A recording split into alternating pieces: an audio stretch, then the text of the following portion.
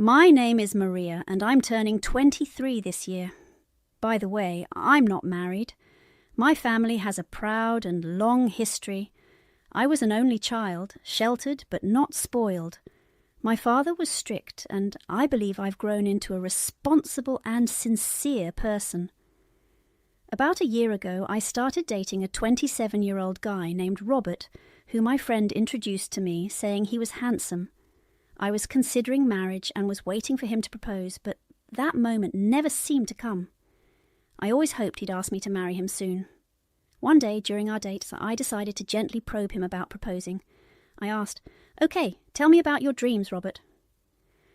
My dream is to excel in my current job, get promoted, and eventually lead a big project with a team under me," he replied. "So it's all about career advancement for you?" "Well, when you put it that way, yeah, sorry." Robert's answer made me smile. "What about marriage? Do you have any ideals?" He pondered before answering. "I'd love someone who would warmly embrace me when I come home tired from work. Don't you have any non-work related ideals?" "Oh, I didn't think about it that way. My bad. I think I'm the type to warmly welcome you. What do you think?" "Maybe, but we won't truly know until we live together. There are things you can't predict." Robert continued to evade my questions. "Are you good with kids, Robert?" "I suppose so." "So you're not sure?" "Maybe. I'm sorry." Our dates were always like this, but we continued to meet twice a week and enjoyed our time together. However, Robert's demeanour changed completely the day after my 24th birthday. Until then, I had never mentioned my family or home to Robert, and he didn't show any interest either. My mother had always warned me about men who might be after our family's wealth, so I was cautious. But since I wished to marry him, I thought my birthday would be a good occasion to invite Robert to my home. When Robert saw my house, he couldn't hide his astonishment. "Maria, you live in such a magnificent house. Oh, I'm a bit jealous." "Be modest," I replied. "It's just big and old, so it has its inconveniences." I never thought much of our house's luxury, so I just said, "A house is just a box. Come on in." When Robert and I entered, my mother was waiting. As we walked to the living room, Robert looked around uneasily. After taking a sip of the coffee served by our maid, he leaned back into the sofa and sighed. "This living room is too big. It's bigger than all the rooms in my house combined." I humbly replied, "It's the happiness of the family that matters, not the size of the house or rooms." "I can't entirely agree. My mum would be shocked and scream if she saw this house." "Don't exaggerate. I'm serious." For the first time, my mother spoke. "May I ask about your father's profession, Robert?" "My father passed away 10 years ago." "I'm sorry to hear that." "Please don't worry. My mother is healthy and works at a local supermarket. Good health is the most important thing." The three of us enjoyed casual conversation. As it progressed, my mother mentioned my father's lung cancer, and Robert expressed his sympathy. I could see my mother and Robert opening up to each other, which warmed my heart. However, Robert changed dramatically the next day. Until then, he never showed interest in my home, but now he was full of questions. "Your house is so luxurious. How big is the land?" "I've never thought about it. I don't know." "Isn't it normal to know such things?" "If I don't know, I don't know." "Well, if you don't know, you don't know. You're an only child, right?" "Yes, I am, but why ask now?" "Just curious. Maybe it's my turn to greet your mother at your house." "Any time. Don't worry about it." "Do I not feel welcomed? You're misunderstanding." "Then let's plan it." Robert's expression darkened. "I understand, but I can't promise when." After that, Robert began to visit my house frequently. Unlike before, he was now eager to come over. Whenever we talked, he would always ask about family relations and how the properties were managed, essentially focusing on our assets.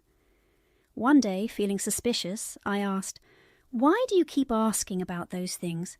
It's like you're up to something."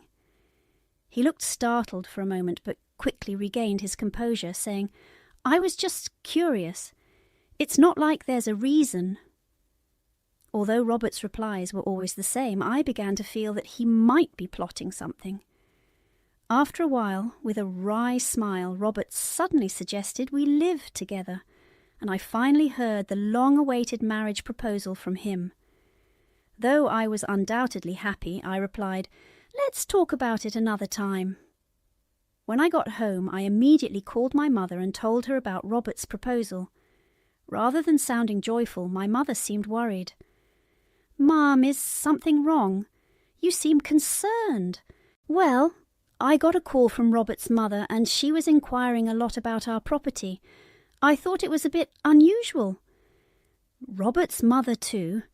Actually, Robert has been digging into the same matters with me.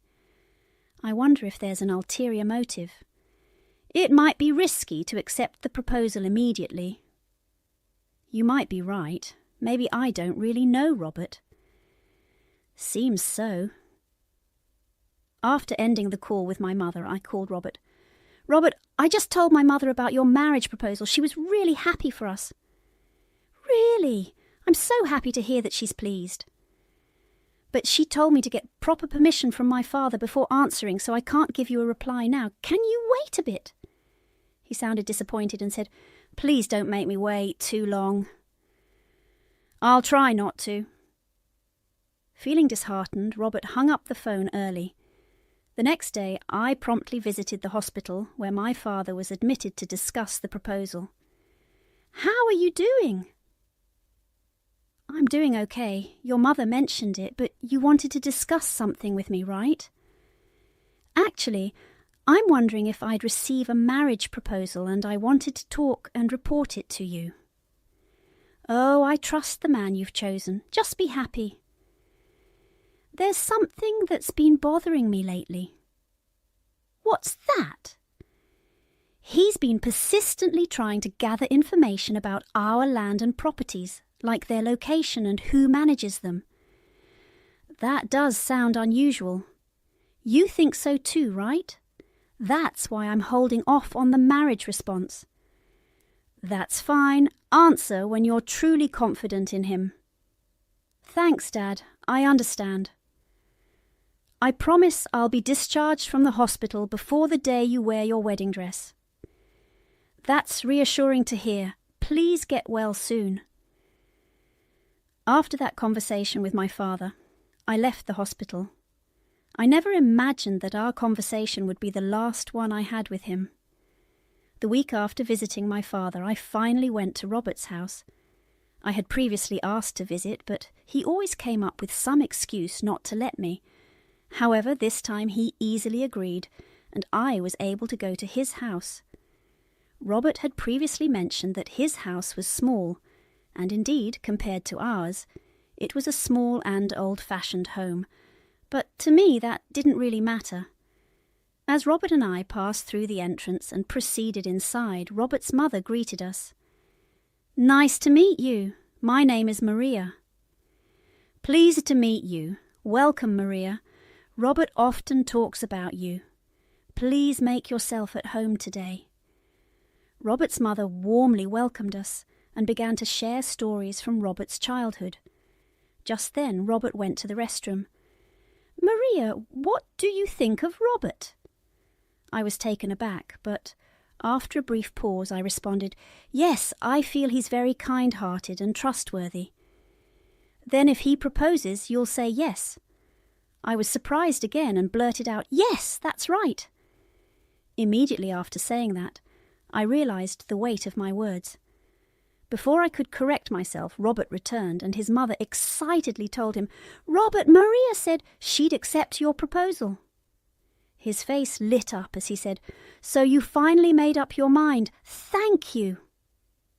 I wanted to correct my statement and say that's not what I meant, but Robert interrupted, "I don't think we need a lavish wedding. Just filing the marriage certificate is enough." I was at a loss for words, unsure of what to say or how to react. The next day, I called my mother.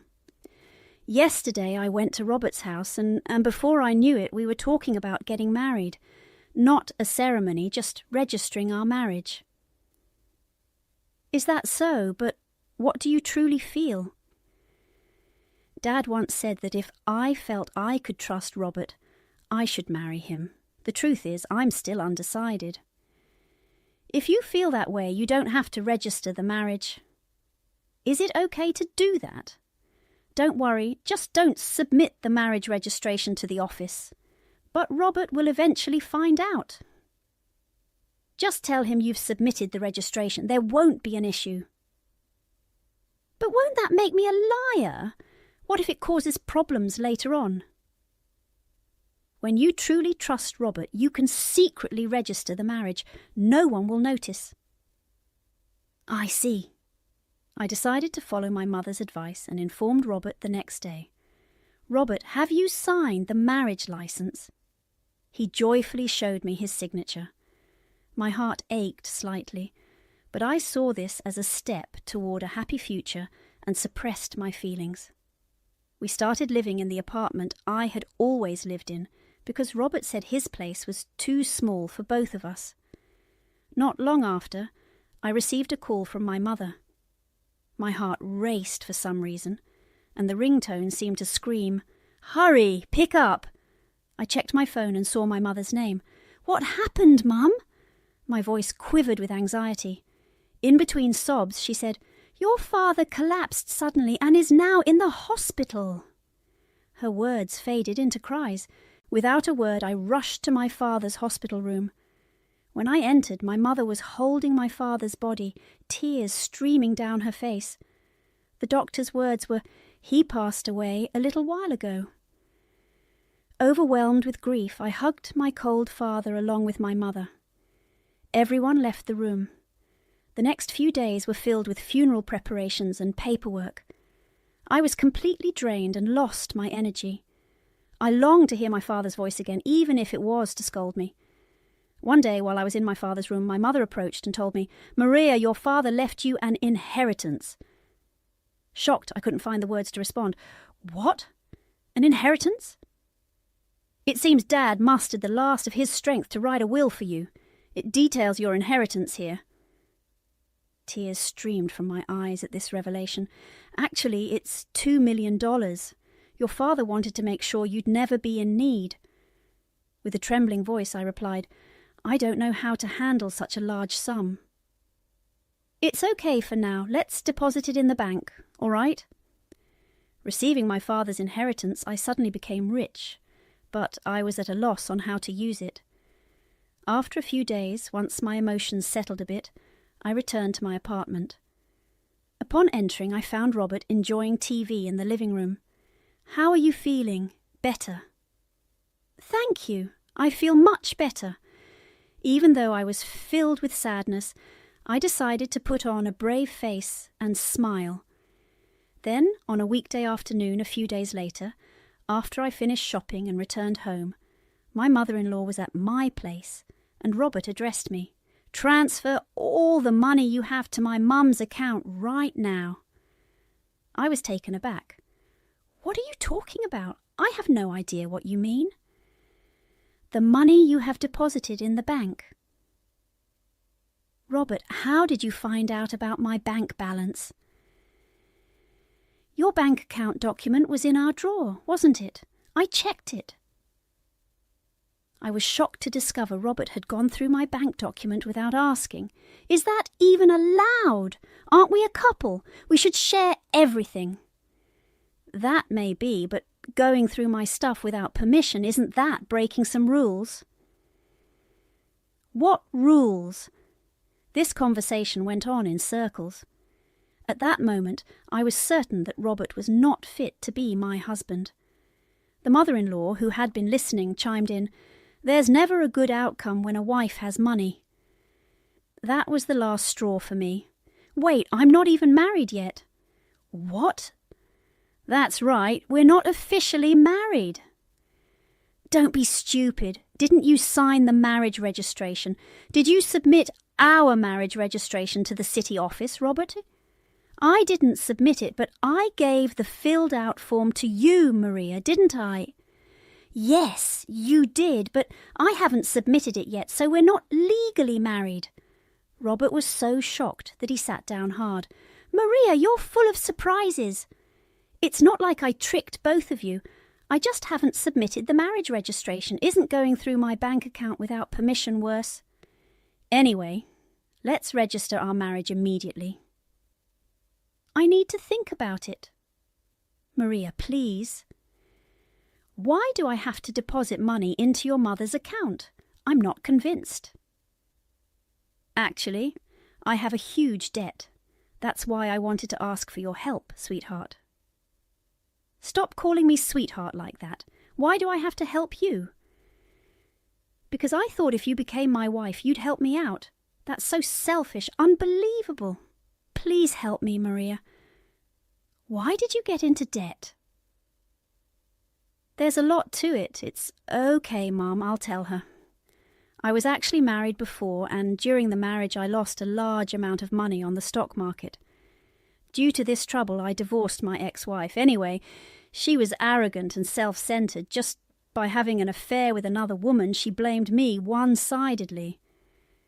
What does that have to do with me? She found out my debts, and we decided to get divorced. I have to bear property division too.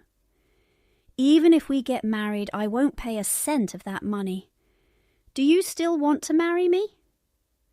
Please hear me out. I fought hard against the property division, but she had a top-notch lawyer. In the end, I had to sign. I've listened, but I'm even more unconvinced. Why do I have to pay that money for your previous wife? I thought if you became my wife, you'd definitely help me out.